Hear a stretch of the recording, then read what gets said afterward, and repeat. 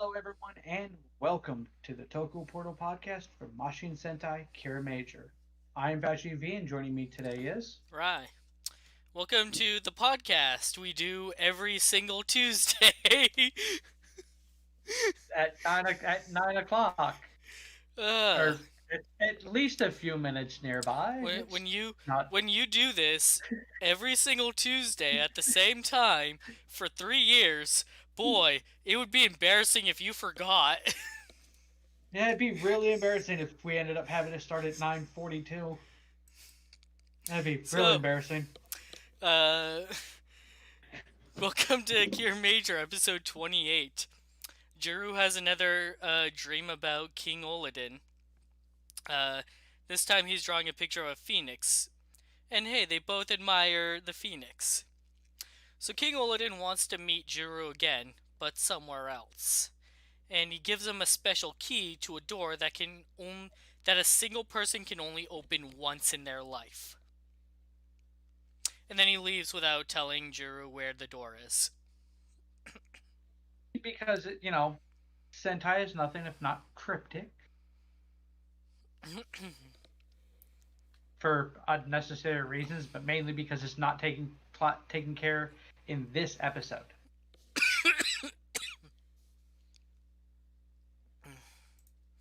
So when Juru wakes up in the base, Mabushina starts lamenting about how Juru's having dreams about the king, but she's not, and even if it's only a dream, she'd like to see her father again.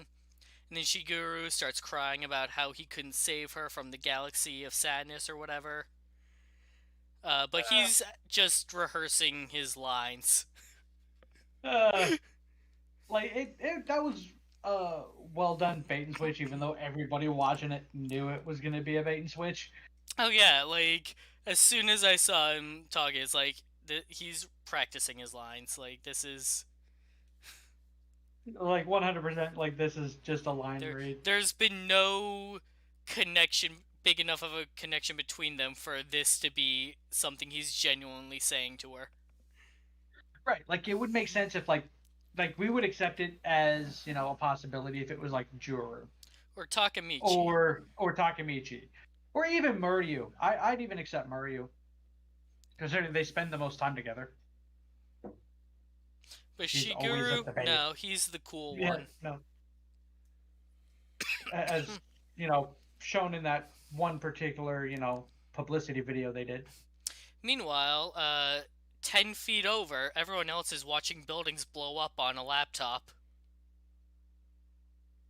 and doing nothing. Until Mabushina looks at it and goes, hey, that looks just like what happened when Crystalia got invaded. And then they take action. Not when the buildings are blowing up. Like this point in this show is like this where you go, you are terrible superheroes. They have that singular focus of it's either Yodam or we don't care.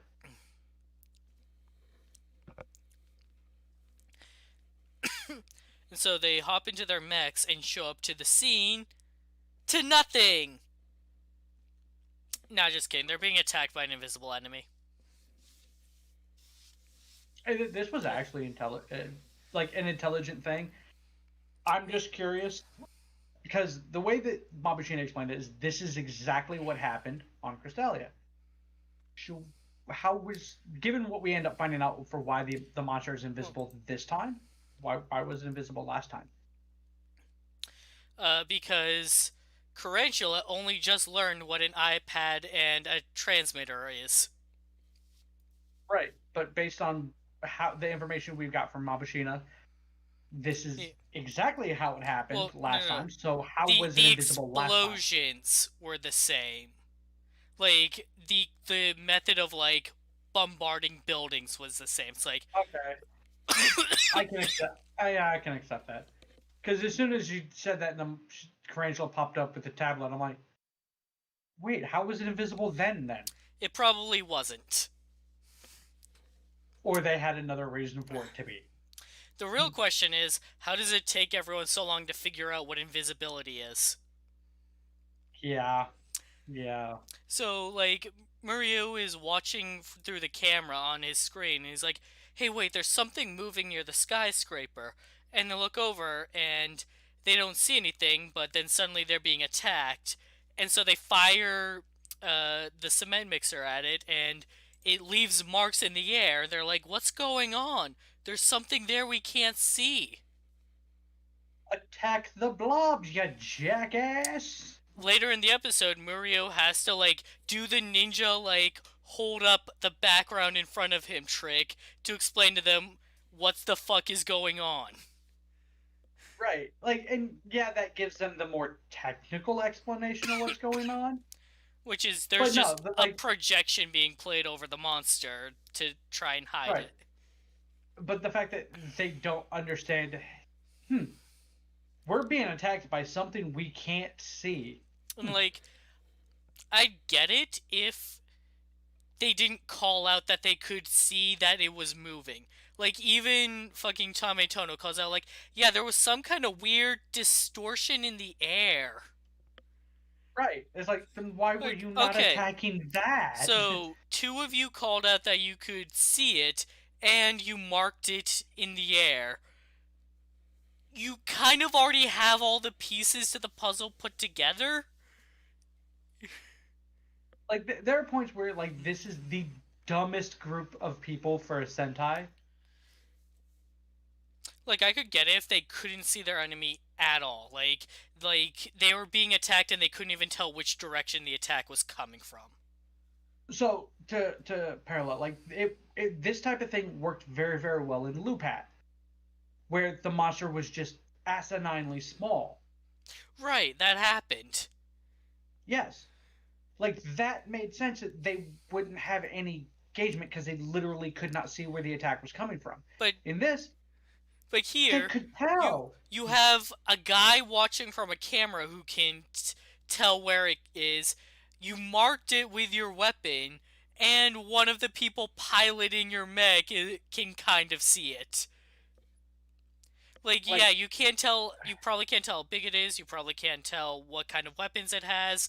Like, you can't tell anything about that, but you can tell where it is. right, It's where the mud literally, is. yeah, like, literally, once the cement hit, that's where you attack. It's literally moving through the air. Attack that spot. You won't miss. And then at one point, the monster rears up for its finisher, and its eyes just start glowing, and that's when they realize, like, oh shoot, we're being attacked, we need to dodge. Not that they dodged. No, they failed to dodge in time. Uh, Piccolo's training has been wasted again.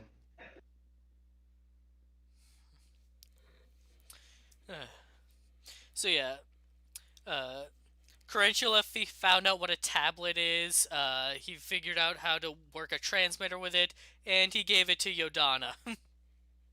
So they're basically overlaying a projection over the Jamenchu to blend in with the background of the destroyed city. Which is actually fairly ingenious. Yeah, This is about the most ingenious we've seen Tarantula be. That wasn't, I'm just being I'm just doing this for shits and giggles. Because most of his plans are literally just for shits and giggles. he has to get serious now. His job's on the line.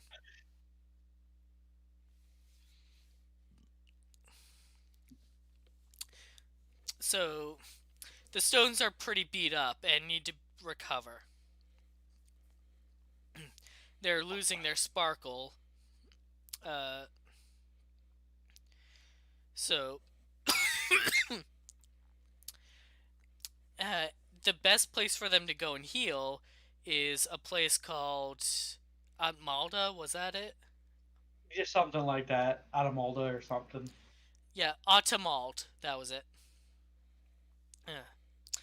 But the only one that can take them there is the stone Hakobu, an elder stone that actually raised King Olodin and taught him how to be a man. Yeah. If nothing else, for that entire scene, I enjoyed Senna thinking about About him as a crybaby Olodin with Olin. like the normal sized head on a child's body. Oh, it's fantastic. Like, there's visual gags in the show that are just perfection, and this was one of them.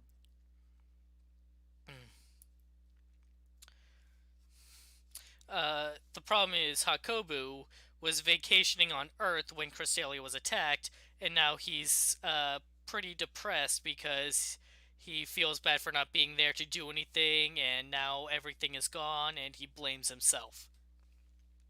And so, fuck it, I'm out.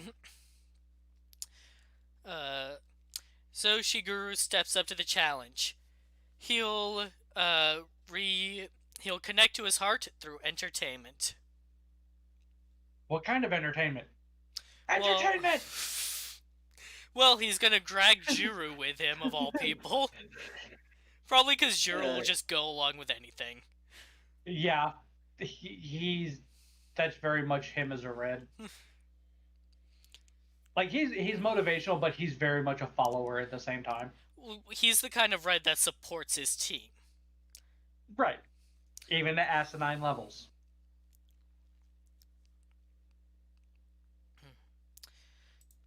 So Zabiun is able to take them to the island where Hakobu is, and then immediately bails because he doesn't want to get his ear talked off.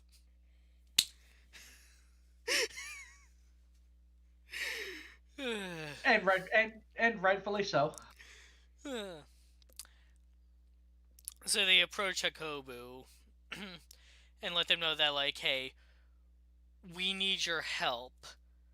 And if you help us, in order to help you, we'll restore your emotions. So Hakobu accepts, but if they fail, then he'll crush them. Literally, under his own weight. Forever. And of course, Juru's sitting there going, wait, what? Yeah, Juru is like, oh, that's a Crystalian proverb? Oh, you mean literally? Oh, no. Oh, no. And Juru goes, okay. Bet. So they go through a little comedy routine about, at first, poking fun at Sentai tropes. The roll call trope. That's the best. Right. That was my favorite part of that. Like in this instance, it really like paints a picture of, yeah, this does take a long time, doesn't it? Like we've always known that. Like there's memes throughout on the internet about it. That they spend like 30 seconds doing a roll call and pose, while the monsters just stand there waiting. And like, in this case, like, Juru's going through all the roll calls while Shiguru is pretending to be someone in need of help. And so he's just constantly calling for help the entire time. Well, time. Tokuger also poked fun at this. In the later half of this season, they start entering cities that already fell to darkness. And so the first time they transform, they do their roll call, and then like 5 seconds later, they time out because of the overwhelming darkness. And one of them asks, like, why did we waste so much time posing? Like, to me, what made this one extra special was the fact that it literally pointed out why this is still a thing. Because Shigeru literally says, because it's tradition at this point, so we gotta do it. I mean, it's one of the aspects of the show. Like, you go through the entire show watching the roll calls, and it's like, yeah, this is the team declaring themselves to the enemy, like, hey, we're the ones fighting you, we're the ones who are going to beat you. And then you get to the end of this series, and you get that glorious final roll call. Oh yeah, that final roll call is always the best. It makes the trope worth it.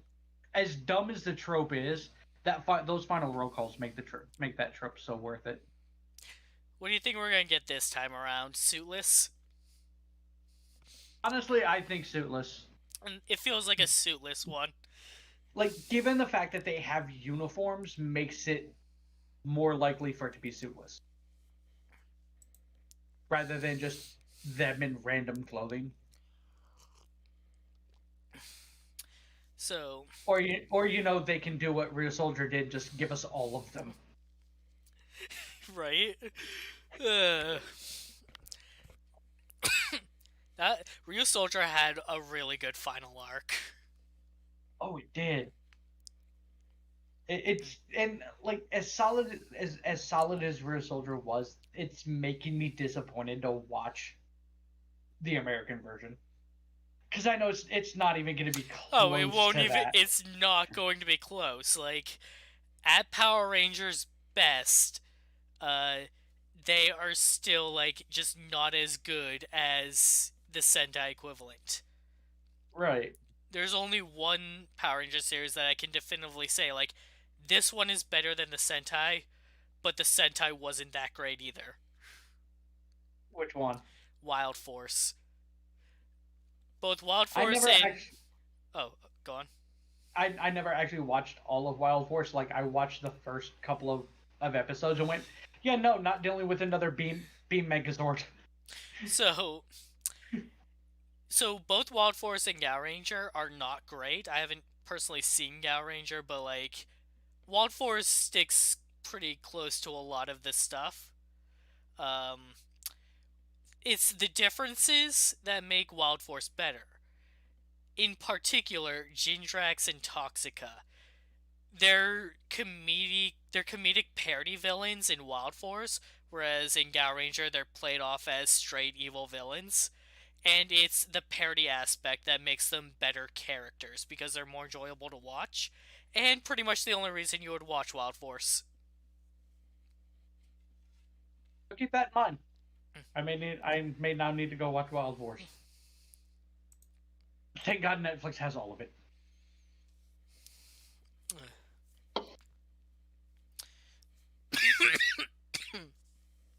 So, so comedy failed to make Hakobu feel any emotions. So next up is swordplay. Everyone likes swords. So Shigeru ties up a blindfold while Jiro throws a bunch of fruit in the air and slice. So Shigeru played live action Fruit Ninja. Yeah, Awesome. but it still didn't work. He wasn't impressed by the swordplay.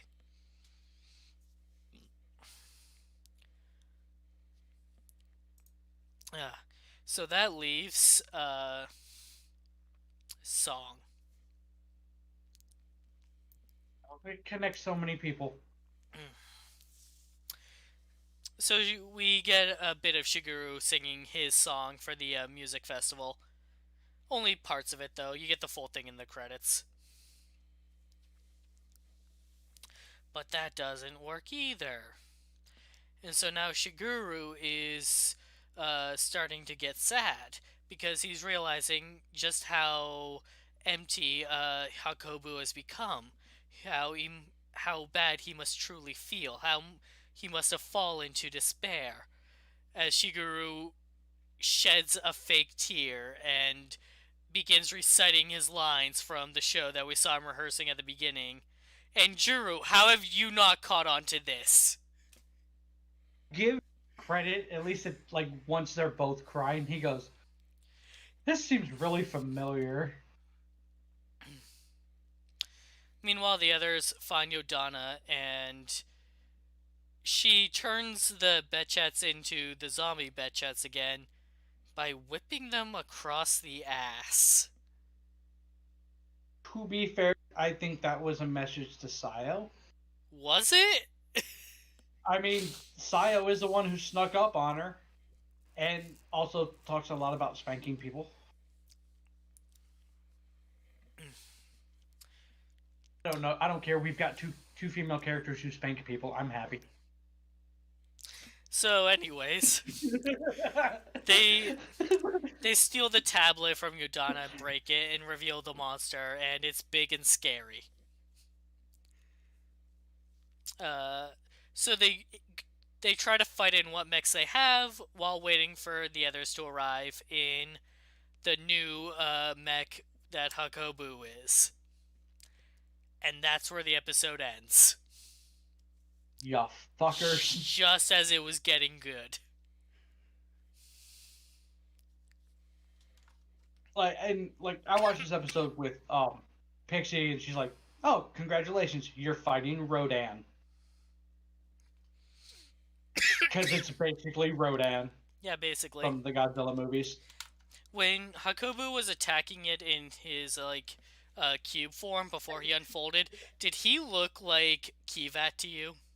Yes, he was making the Kivat noise too. Gabu. Well, it just means bite. Yeah, Or it's like the sound for bite. I'm not entirely sure. I think it's the sound, considering like they translated it, or TV Neo translated it as nom nom nom, True, yeah, so it's probably just like the biting noise, like like the Gabu! sound effect. But yeah, that was, as soon as it happened, I'm like, Kiva was a thing, yay! But it unfolds into the Phoenix. But we have And to then wait ends until the next episode. week to see it actually, take shape. Yep, bastards. Overall, this Like was. this was a great episode. It's like it's how it ended that irritates Yeah, me. overall, this was a good episode, but it literally, ended as it was getting good. Like, alright, we're getting to the big fight, new mech. Damn it. Like, to me, like, this would have been a thing of, if they would have cut this off before Hakobu showed up, that would have been the perfect cliffhanger. The mechs are getting their ass kicked. Monster's super powerful. We need help. That's then, the standard ending for this type of thing. And then, Shigeru and Juro are like, let's go. And it cuts on the screen of them and Hakobu. Them taken off. Like, that would have been perfect. That would have been less painful. Yeah. Because as soon as it started the song, I'm like, no. No. You bastards.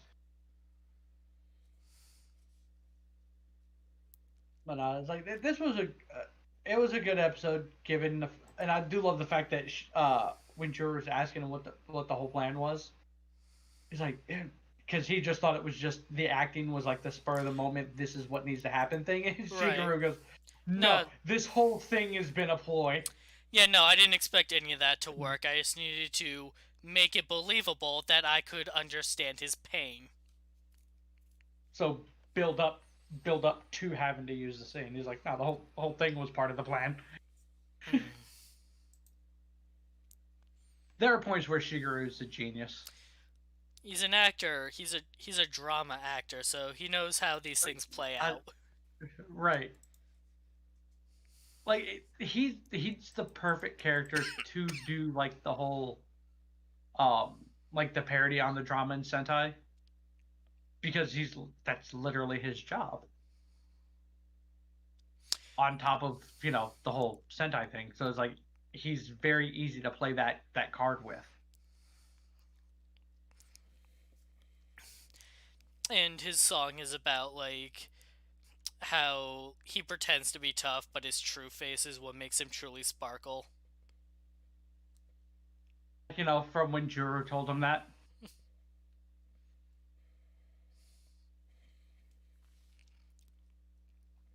And of course, it gives us my favorite clip of Shigeru that never fails to make me laugh. His little leg thing from the promo video they did. Right. For one of the episodes where he's over exaggeratingly crossing his legs. But yeah, this was a fairly solid episode. And next week, we've got Doppelganger Rangers. Yes. This is something we haven't had in quite a while. Yeah, I don't think we have had it in a while. Oh god, it has been a while. The closest we got to, I'm just gonna put it like the evil version of them, wasn't Zeo, Kamen Rider Zeo. because you had Mirror Sogo. All right.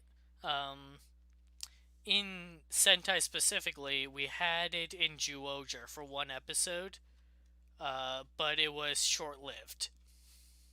Right. Like I don't see this going past going any further than the one episode.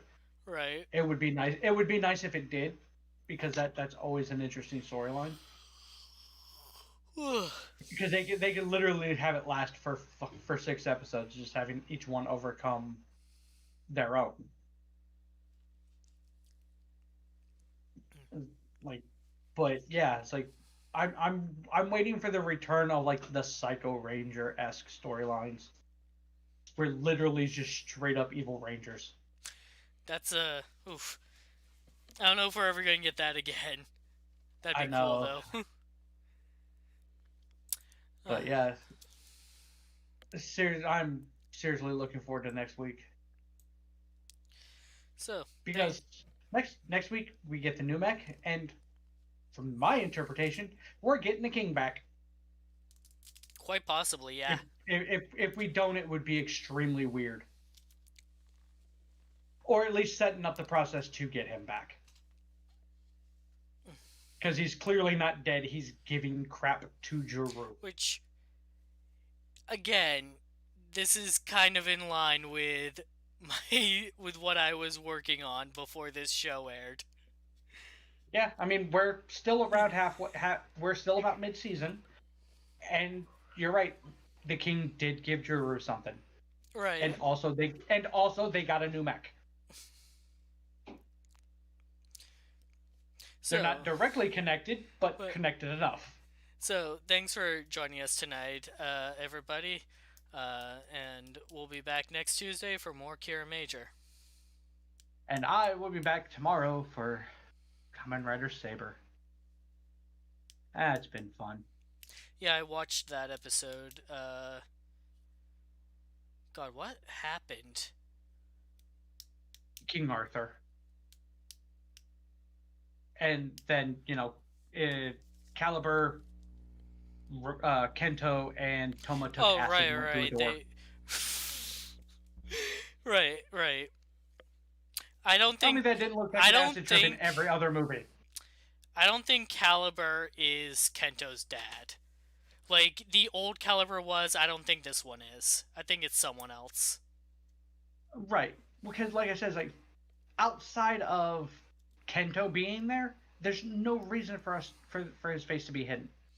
We have no idea who he is. We've not seen this character before in any other capacity. It's not like in Build. It's not like in Build where we saw Evil every freaking episode being a good guy. Right. And like with Zio, they just didn't have an actor for Old Man Sogo. Right. And in XA, they did a good job of like camera angles, so like you literally could not physically see who he was for the first couple of episodes. And they kept doing the bait and switch. But like, we've seen a lot of Toku. We've seen a lot of the whole dad betrays son trope. Like, we saw it in Build even. Usually the father has something to say to their son. Caliber wants nothing to do with Kento. I don't think that's his father. Right. Like, it's getting to the point where there's lots of questions. And everything that keeps playing out just keeps making more questions. Like, not even, like, stay out of it, or this has nothing to do with you. Just straight up, like you're not the one I'm interested in. So I'm gonna kick your ass and get you out of my way. Like, I want the red one. But, yeah, we'll go ahead and wrap this up, and So yeah, those are my quick thoughts on Saber. Bye. Bye. Thank you for joining.